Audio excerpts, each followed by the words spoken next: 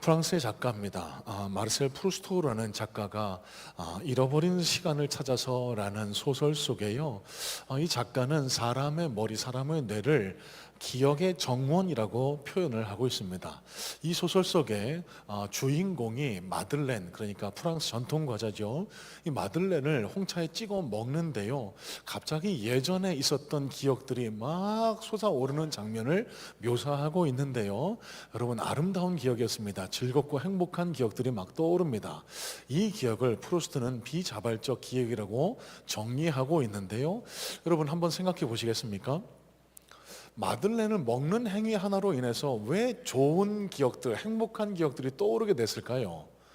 여러분, 아마 우리가 추론할 수 있는 건 이겁니다. 그 마들렌을 먹으면서 이 주인공이 에이 왜 이렇게 맛이 없어? 에이 이 마들렌 왜 이렇게 딱딱해? 왜 이거밖에 먹을 게 없어? 이러지 않았을 겁니다.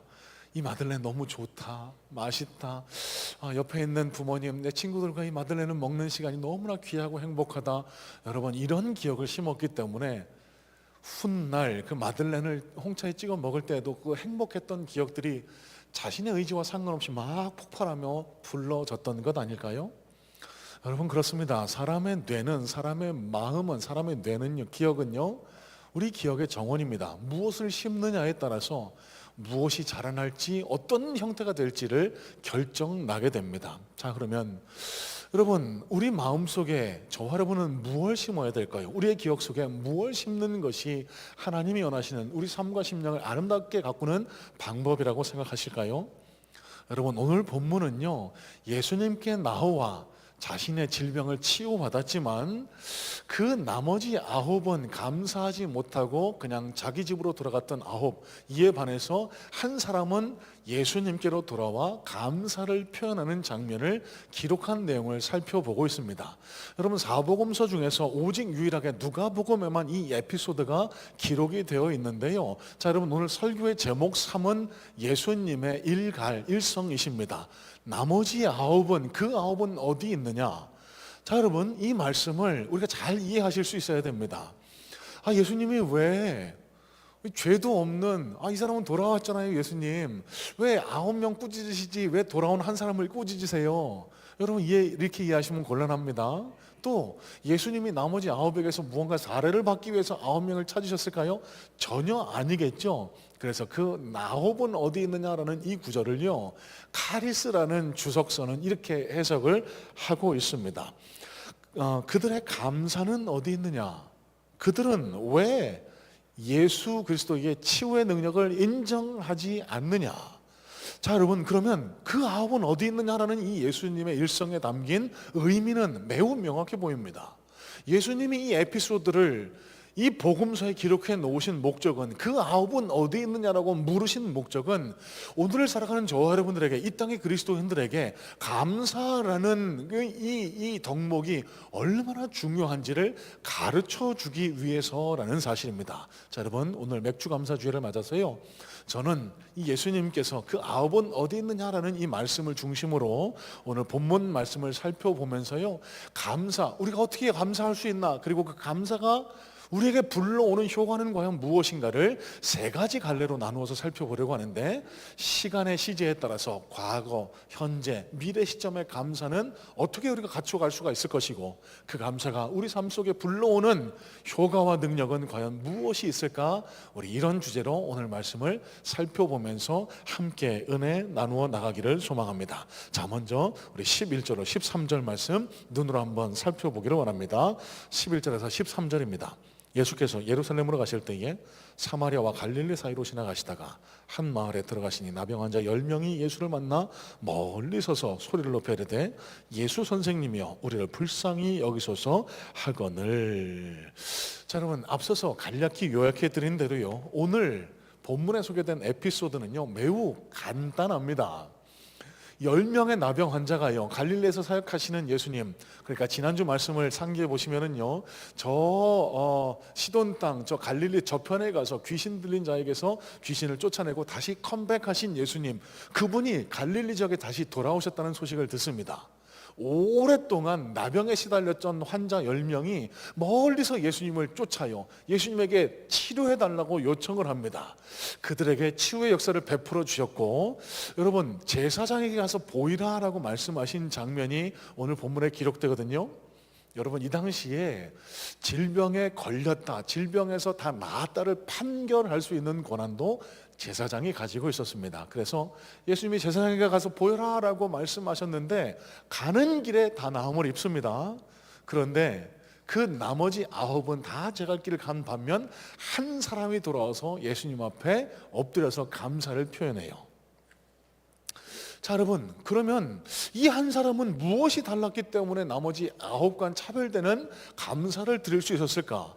여러분, 이 한 사람이 누구인지를 먼저 살펴보는 것이 중요할 줄로 압니다. 자, 저 뒤에 16절 말씀을 보시면 이렇게 말씀이 기록되는데요. 예수의 발 아래 엎드려 감사하니 그는 사마리아 사람이라. 여러분, 예수님께서 주목하신 대목이 있습니다. 그가 사마리아 사람이라는 대목이에요. 여러분, 이 사마리아 사람이라는 것이 왜 중요할까? 왜 굳이 이 성경 말씀에 포함을 시켜두었을까를 한번 생각해 보실 수 있어야 됩니다. 여러분, 잠깐 역사적 배경을 소개해드리면요, 이 당시 이스라엘 유다 사람들은 사마리아 사람들을 자신과 같은 동족으로 여기지 않았습니다. 짐승 취급했습니다. 북왕국 이스라엘이 멸망할 당시 아시리아에게 멸망당했는데요, 그 아시리아의 융화 정책에 따라서 이곳 사마리아 지역 사람들이 아수르 이방 사람들과 막 결혼했거든요. 그래서 그 혈통을 가진 민족이 사마리아 사람들이라고 여겼기 때문에 순수한 유대 혈통을 가진 선민의식을 가지고 살았던 유대 사람들은요, 하나님을 포기한 사람, 저 배신한 사람, 배교한 사람들, 이 사람들을 완전히 짐승 취급하면서 가까이 어울리려고도 하지 않았습니다. 여러분, 근데 주목해 보세요. 이 사마리아 사람 한 사람만 돌아와서 예수님 앞에 엎드려 감사를 표현했다는 거예요. 여러분, 이게 뭘 시사하고 있을까요? 여러분, 이게 뭘 우리에게 가르쳐주고 있을까요? 여러분, 10사람 모두 다 똑같이 질병에서 나음을 입었습니다. 예수님의 치유 역사를 경험했습니다. 그런데 왜 유독 사마리아 한 사람만 예수님 앞에 돌아올 수 있었을까요?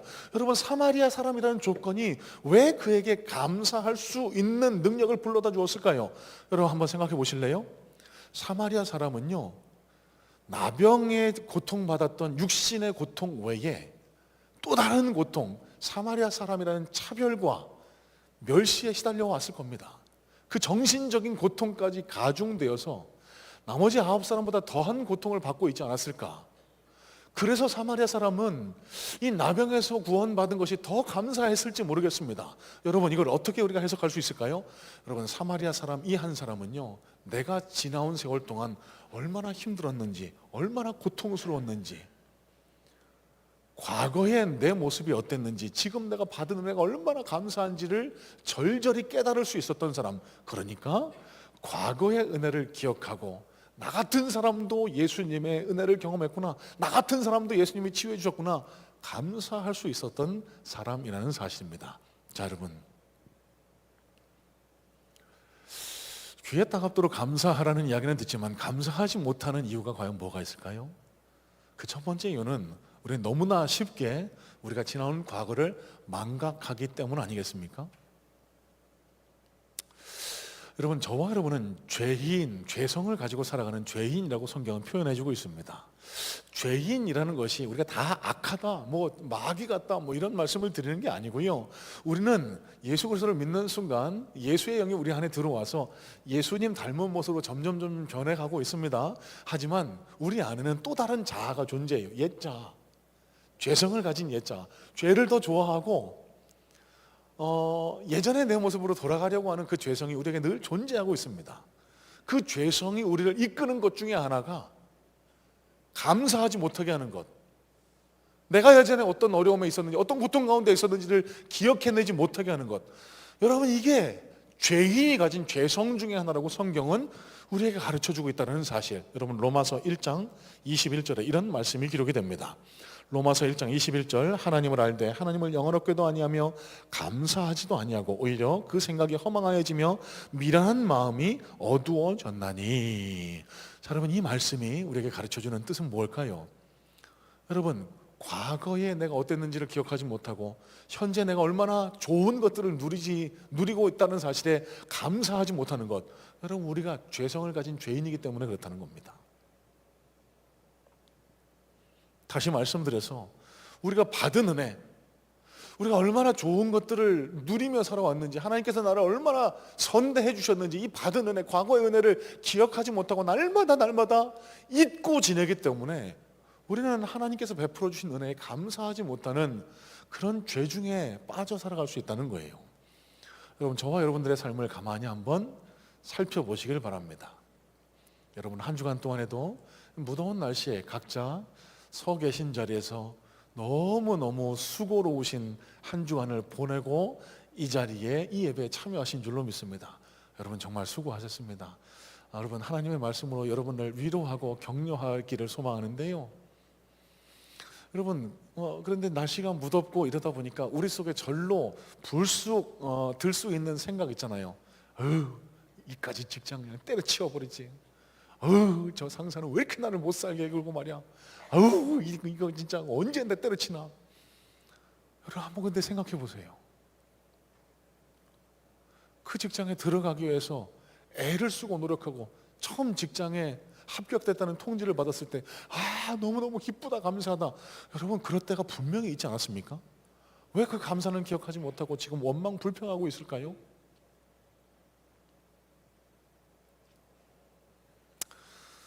자녀가 속을 썩일 때 절로 이런 이야기를 하게 됩니다. 저 옆집 개똥이네.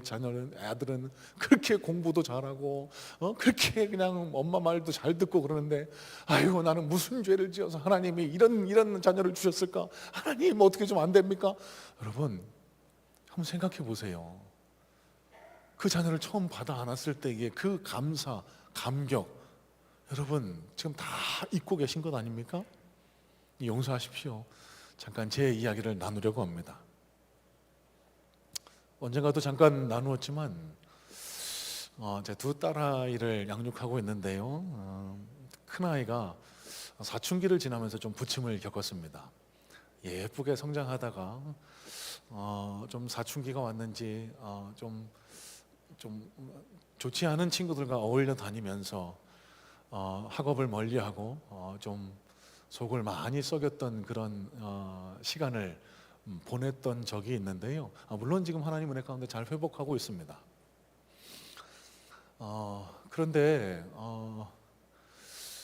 이 상상하지도 못했는데 정말 천사처럼 예쁘고 착한 아이가 어느 날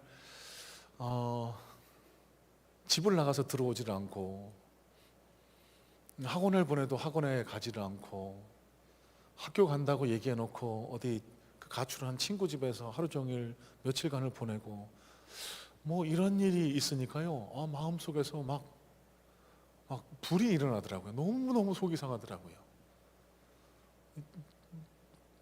제가 어제 다른 집사님들과 대화 나누면서 이런 표현까지 했습니다. 아들 같아야 다른 몽댕이를 또 분질러뜨리지, 딸이라서 제가 진짜 그러려고 그랬던 건 아니고요. 화가 나죠. 마음속에서 분이 치밀어 오릅니다. 부모 기대에 미치지 못한 자녀를 볼 때 막 뭐랄까요, 이게 좀 주체 못할 그런 화가 치밀어 오를 때가 있었습니다. 근데 그때 제 마음을 지켜줬던 단 한 가지 기억이 있습니다. 제가 결혼이 조금 늦었습니다. 그래서 첫 자녀도 자연스럽게 늦어지게 됐는데, 아마 제가 36, 37 즈음에 그 첫 아이를 받아 안았던 것 같아요. 그러다 보니까요, 용서하십시오, 제가 그 전까지만 해도 아이에 대해서 별로 관심이 없었습니다. 어떤 분들은 지나가는 애들만 봐도 너무 이쁘다 그러는데 저는 그런 거 진짜 몰랐어요. 임신 중에도 별로 아무런 감정이 없어요. 아내 배가 불러오는구나. 그러다가 아이를 출생을 했는데, 이제 아이가 출생해서 딱 저한테 안겨줬습니다. 처음에 받아 안고 깜짝 놀랐습니다. 무슨 외계인인 줄 알았어요. 얼굴이 막 울긋불긋하고 우글쭈글하고 팔다리만 삐죽해서 웬 외계인 하나가 나와 있는 것 같더라고요. 여러분, 그런데 그때 그 시간을, 그 순간을 저는 평생 잊지 못할 겁니다. 얼마나 감동적이고 얼마나 감사한지. 여러분 용서하십시오. 진짜입니다. 제 안에서 무언가 쑥 빠져서 그 아이에게로 뚝 들어가는 전이 되는 느낌을 받았어요. 그러면서 저도 모르게 마음속으로 이렇게 외쳤습니다. 내가 너 생명을 목숨 걸고 사랑해 줄게. 내 일평생 너를 사랑해 줄게.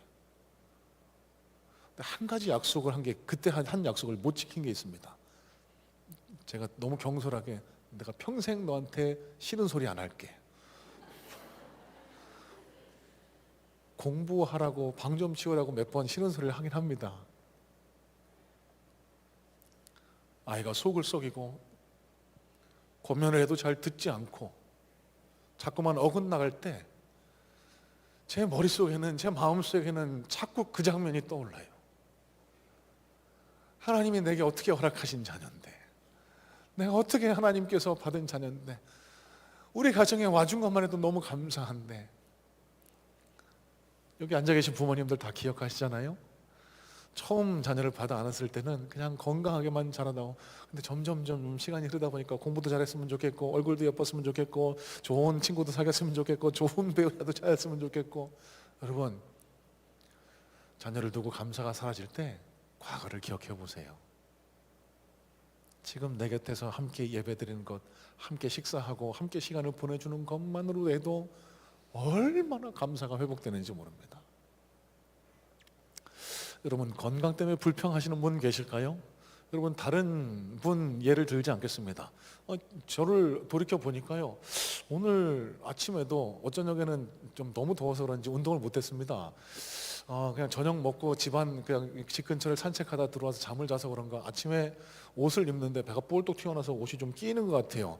에이, 왜 이렇게 살이 자꾸 쪄갖고 그냥 힘들지? 살 좀 빠졌으면 좋겠는데, 이런 원망 불평을 하다가도요, 여러분 잘 모르시겠지만 제가 건강이 안 좋아서 지금보다 약 한 10kg, 15kg 정도가 빠져 있었던 때가 있었습니다. 보기에는 목사님 잘생겨졌다라고 하시는 분이 계셨는데, 설교하면은요 다리 근육이 다 빠져서 여기서 달달달달 다리를 떨고 있었어요. 그때 비교하면 여러분 보시기에는 좀 후덕해서 보기 불편하실지 몰라도 저는 지금 제 몸 상태가 얼마나 감사한지 모릅니다. 오늘 건강하게 일어나서 여러분 앞에서 이 말씀을 나눌 수 있게 된 것 감사하고, 때때로 제 안에 원망 불평이 찾아오는 것은 교회가 제 뜻대로 움직여지지 않고 성도님들이 주의를 귀하게 여기지 않고, 그래서 예배에 잘 참석하지 않고 그런 원망 불평을 하다가도요, 여러분 지금 이 자리에 나와 예배하는 분들 보세요. 이 무더운 날씨에, 이 힘든 날씨에 오셔서 아침부터 이렇게 예배를 드리는 여러분들을 마주하고 있을 때 그런 원망 불평이 다 사라지고 감사를 드리게 되는 거예요. 코로나 때는 어땠는데요? 여기에 한 분도 안 계셨거든요. 텅 빈 이 예배당에서 저 혼자 허공을 향해서 설교하던 그때를 생각하면 이렇게 예배 드릴 수 있는 게 얼마나 감사하고 기쁨이고 행복인지 몰라요. 여러분, 제가 지금 무슨 말씀 드리고 있을까요? 진짜 감사를 깨닫는 길은 과거에 내게 없었던 것들, 과거에 하나님이 내게 베풀어 주신 것들을 먼저 기억해내는 겁니다. 떠올려내는 겁니다. 그럴 때 저와 여러분의 삶이 원망 불평이 아니라 감사로 가득 찬 삶이 될 수 있다는 거예요. 오늘 사마리아 사람 한 사람이 예수님 앞에 와서 무릎 꿇어 감사할 수 있었던 이유가 바로 그거였습니다. 나 같은 것도 구원해 주신 하나님, 나에게도 이 치유의 역사를 베풀어 주신 하나님, 과거에 없던 건강을 허락해 주신 예수님, 그 예수님 앞에 감사할 수 있었던 겁니다. 여러분, 감사의 달, 맥주 감사 주일을 맞아서 함께 예배한 우리 모든 성문의 성도님들에게도 지나온 과거를 돌아보면서 하나님이 베풀어 주신 은혜, 과거에 내가 어땠는데 과거를 다시 한번 돌이켜 보면서 현재 내가 소유하고 내가 있는 것들에 대한 감사를 마음껏 감사할 수 있는 우리 복된 감사의 능력자들 다 되시기를 주님의 이름으로 소망하고 축복합니다. 자, 두 번째입니다. 여러분, 우리가 감사의 영성으로 복된 인생을 살아가고자 한다면요, 과거의 은혜를 기억하는 것 첫 번째입니다. 자, 두 번째는 현재의 은혜를 붙드는 것. 여러분, 이것도 매우 소중하다라고 볼 수 있겠습니다. 자, 오늘 14절 말씀 다시 한번 눈으로 보실래요? 14절입니다. 보시고 이르시되 가서 제사장들에게 가서 너희 몸을 보이라 하셨더니 그들이 가다가 깨끗함을 받은지라. 여러분, 여기 제가 주목하고자 하는 한 단어는요, 가다가라는 이 한 단어입니다. 여러분, 이 가다가라는 이 단어가요, 헬라어 어법으로 단어로 현재 시제로 쓰였습니다. 현재 분사로. 그러면 굳이 영어로 표현하자면은 가는 길에, 무언가 가는 길 도중에 치유의 역사를 경험했다는 거예요. 자, 그런데 주목할 점은 이 다음입니다. 여러분, 10명 모두 다 제사장이 가는 도중에 자기 몸에 이상이 생겼음을 깨달았습니다. 나았구나, 이걸 발견하게 됐어요. 그런데 여러분, 그 나머지 9은 어떻게 행동했는 줄 아세요?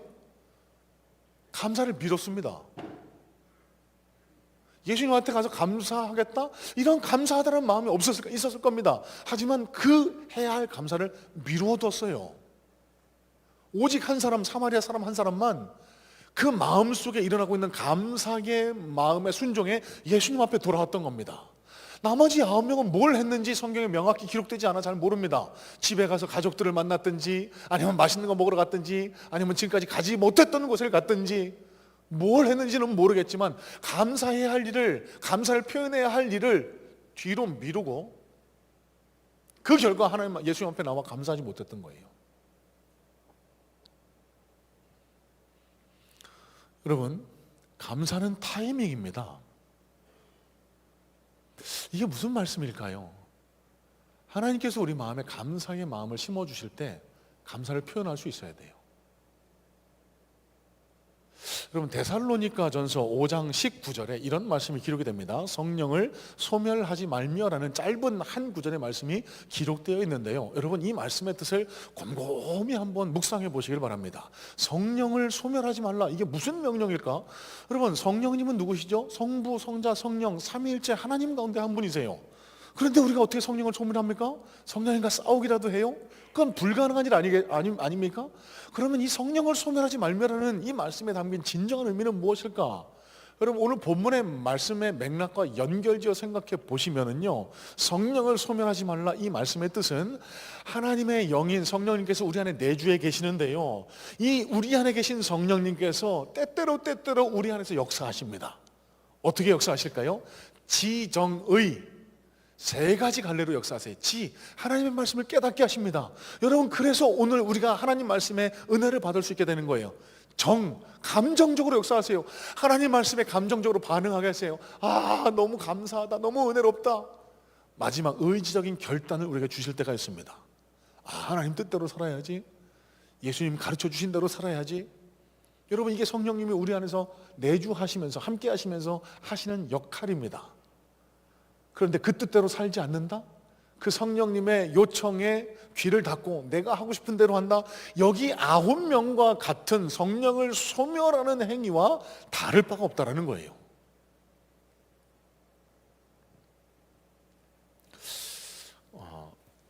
지난 화요일이었습니다. 첫날 새벽 기도회를 진행을 하는데 제가 이런 말씀을 드렸습니다.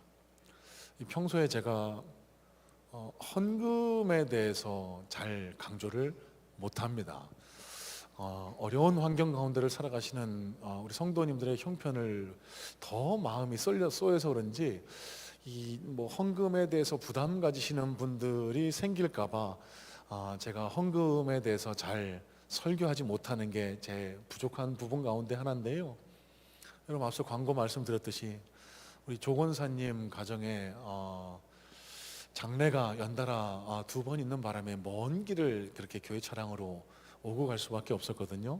그러다 보니까 참 힘드시고 타신 분도, 동행하신 분도 좀 불편하셨을 수도 있다, 그런 생각이 들어서 제 마음속에 불쑥 좀 앞으로도 이런 일이 혹시 생길지도 모르겠는데, 없으면 더 좋겠지만 우리 성도님들을 위로하고 격려하기 위해서 먼 거리를 다녀야 할 일이 생길 텐데, 조금 좋은 컨디션의 차량을 구입해서 먼 길 9시간, 10시간 왕복 운전하셨거든요.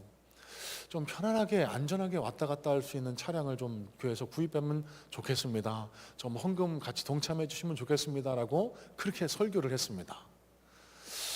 자, 여러분, 문제는 그 다음부터였어요. 제가 이 좀 어려워하는 이 말씀을 드릴 수 있었던 동인 중에 하나는, 제가 하나님 앞에 기도하면서 이렇게 마음을 먹었거든요. 하나님, 제가 제일 먼저 하겠습니다. 하나님, 제가 제일 먼저 결단하고 하나님 앞에 헌신하고 헌금할게요. 설교를 딱 마치고 내려왔습니다. 이제 작정한 대로 헌금을 보내려고 제가 평소 사용하는 그 은행 앱을 열어서 이게 좀 보게 됐습니다. 그런데 여러분 충분히 예상 가능하시듯이 잔액이 그렇게 넉넉하지가 않습니다. 무언가를 깨야 됩니다. 해약을 해야 됩니다.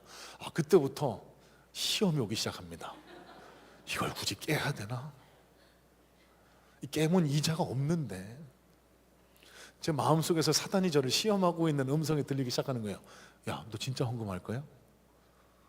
야, 그 네가 안 해도 다른 사람들이 하겠지.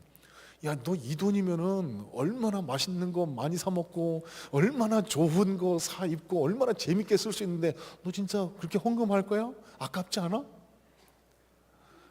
여러분, 목사도 이런 시험이 와요.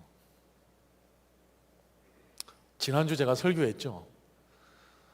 귀신 들린 사람에게서 귀신을 쫓아내신 예수님에 대한 이야기를 나누면서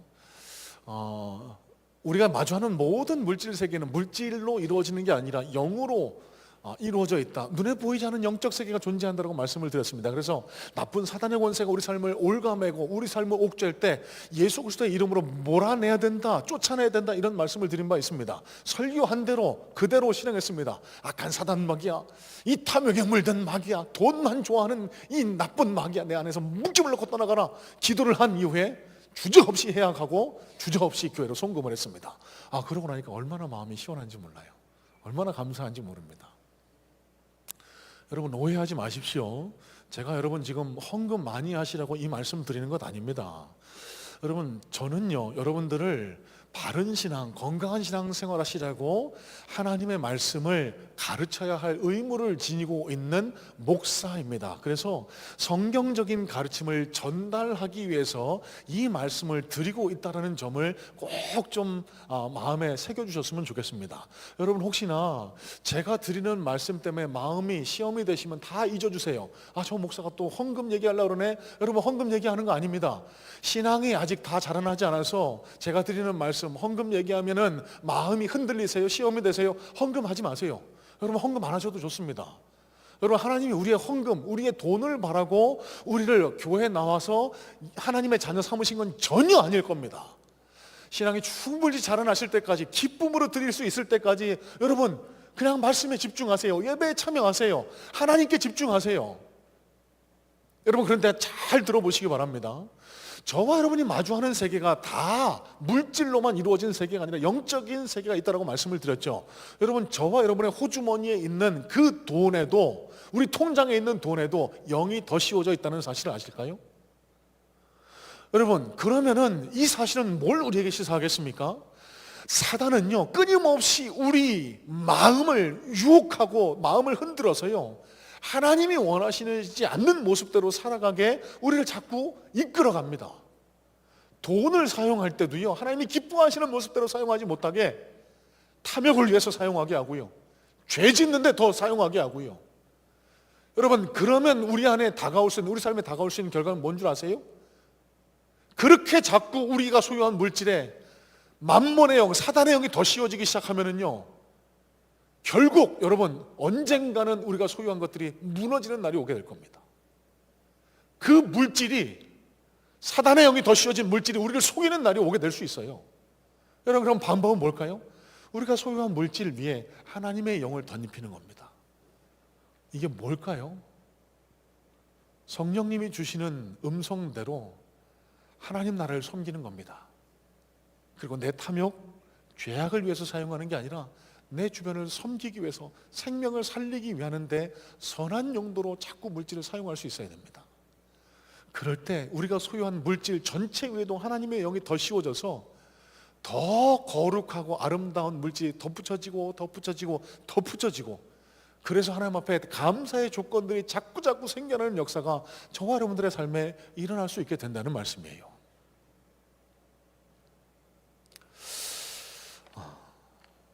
여러분, 감사의 영으로 날마다 복된 삶을 살아가기를 원하실까요? 여러분, 성령님을 소멸하지 마시길 바랍니다. 오늘 하루만이라도 맥주감사주일입니다. 하나님께서 지나온 세월 동안 2025년도 상반기 동안 베풀어 주신 은혜를 잘 묵상하시면서요, 하나님께서 나에게 어떤 감사를 실천하기를 원하시는지 그 음성에 귀를 기울여 보시길 바라요. 그리고 그 감사를 행동으로 옮겨 보시길 바랍니다. 그럴 때 저와 여러분의 삶에 하나님께서 더 감사의 조건을 허락해 주시는 그런 역사가 일어나게 될 줄로 믿습니다. 자, 마지막입니다. 17절로 19절 말씀. 예수께서 대답하여 이르시되 10사람이 다 깨끗함을 받지 아니하였느냐? 그 9은 어디 있느냐? 이 이방인 외에는 하나님께 영광을 돌리러 돌아온 자가 없느냐 하시고 그에게 이르시되 일어나 가라, 내 믿음이 너를 구원하였느니라 하시니라. 자, 여러분, 이 감사가 가져올 효과에 대해서 오늘 말씀은 우리에게 이렇게 선포해 주고 있습니다. 가라, 내 믿음이 너를 구원하였다. 여러분, 이 예수님의 선포가 무슨 의미인 줄 아세요? 가라, 내 믿음이 너를 구원하였다. 여러분, 방금 전까지만 해도요, 이 주님 앞에 돌아와 감사를 표현한 이 사마리아인, 여러분 무슨 은혜를 입었던 거죠? 육신의 고통으로부터, 질병으로부터 해방을 얻었습니다. 여러분, 단지 그 육신의 질병으로부터 해방받은 거에 지나지 않아요. 여러분, 그런데 예수님이 뭐라고 선포하십니까? 지금 현재의 은혜에 감사하는 이 사람에게 가라, 네 믿음이 너를 구원하였다. 여러분, 예수님의 이 선포는요, 네가 이제 구원을 얻었다, 이제 너는 진짜 내 제자다, 너는 이 땅에서의 삶을 마감하면 저 영원한 천국에서 나와 함께 영원한 삶을 함께할 것 뿐만 아니라 이 땅에서 삶을 살아가는 동안에도 내가 너를 놓지 않을 것이다, 내가 내 손을 잡고 함께 갈 것이다, 내가 너와 함께 동행할 것이다, 이 약속의 말씀을 예수님이 허락해 주셨다는 거예요. 여러분, 이 말씀이 의미하는 바가 뭘까요? 과거의 은혜를 떠올리며 현재의 은혜에 감사하는 사람에게는 미래의 감사가 덧붙여지게 된다는 말씀입니다. 예수님이 오늘 그 약속을 우리에게 선물해 주고 계신 거예요. 여러분, 꼭 기억하시길 바랍니다. 현재의 은혜에 감사할 수 있는 사람에게는 미래의 감사가 따라오게 마련입니다. 그래서 앞서 드린 말씀이 제가 괜히 드린 말씀이 아니고요, 과거의 은혜를 기억하며 현재 감사할 수 있는 분에게는 하나님께서 감사의 조건을 자꾸 덧붙여 주신다라고 예수님의 음성을 통해 우리에게 약속해 주셨다는 거예요. 그래서 미국의 베스트셀러 작가이자 행동심리학자죠, 지그 지글러라는 사람은 이런 이야기를 한 바가 있습니다. 당신이 취할 수 있는 온갖 태도 중 감사가 삶을 가장 크게 변화시킨다. 감사가 삶을 가장 크게 변화시킨다. 여러분 잘 아시는 것처럼요, 감사와 원망, 불평은 대척점에 서 있습니다. 제로섬 게임이에요. 우리 마음의 정원에 자꾸 원망, 불평이 심어지면은요, 감사는 어느덧 물러가서 자꾸만 원망, 불평할 수 없는 삶이 될 수밖에 없지만, 이 원망, 불평 어떻게 몰아낼 수 있을까요? 감사를 조금 몰아내는 겁니다. 감사를 채우는 겁니다. 그러면 어느덧 원망, 불평은 그 자리를 놓고 감사에게 자리를 내주고 사라지게 되어 있어요. 그렇게 우리 심령과 삶에 감사를 채워나갈 때 감사할 일들이 점점 우리 삶에 채워지게 된다니까요. 여러분, 이 감사는 영적인 전쟁입니다. 이 영적인 전쟁에서 승리하기 위해서 미리 감사하는 감사가 우리에게 필요합니다. 여러분, 그리스도인의 가장 큰 특징이 뭐가 있을까요? 저는 감사합니다라는 이 고백이, 감사의 고백이 그리스도인들에게서만 볼 수 있는 특징이 아닐까라는 생각을 합니다. 방금 전 일부 예배입니다. 제가 이 동일한 맥락의 설교를 했는데요, 한 집사님께서 들어오실 때부터 좀 몸이 불편해 보이시더라고요. 다리를 쩔뚝이면서 들어오세요. 그래서 예배를 마치고 나가시는데 왜 다리를 불편하시냐고 여쭤봤더니요, 지난 주간에 넘어지셨대요. 그래서 좀 다치셔서 지금도 좀 많이 불편하신 상황이라고. 이거 어떻게 해요? 그러는데 그 집사님 제게 뭐라고 하는지 아세요? 아이고 목사님, 얼마나 감사해요. 그래도 이렇게 걸어서 예배 나올 수 있는 게 얼마나 감사해요. 여러분, 세상 사람들을 보기에는 약간 좀 이상한 소리 같이 들리지 않으세요? 하나님, 이게 뭡니까? 하나님을 믿는데 왜 넘어지게 하십니까? 여러분, 이게 당연한 것 같은데 감사하대요. 이만한 게 감사하대요. 여러분, 대부분 신앙이 깊은 분들의 모습을 볼 때 그분의 입술과 심령 속에서 드러나게 되는 것이, 자연스럽게 흘러나온 것이 감사라고 생각합니다. 종종 듣습니다. 감당하기 어려울 만한 어려움을 당하셨는데 갑자기 암이 찾아와서 항암을 시작하셔야 되는데 감사하대요. 감사하대요, 하나님 앞에. 뜻하지 않은 사고를 당해서 몸이 다치고 병원에 입원했는데 가서 신방을 가서 대화를 나눠보면요, 아이고 목사님, 이만해서 얼마나 다행입니까? 감사합니다. 그러면 제 안에서 이런 감동이 몰려와요. 야, 정말 이분 대단하시다. 하나님이 이 감사의 고백처럼 속히 회복시켜 주시고 더한 감사의 조건을 이분에게, 이분의 삶에 허락해 주시지 않을까, 제 안에 그런 감동이 몰려와요.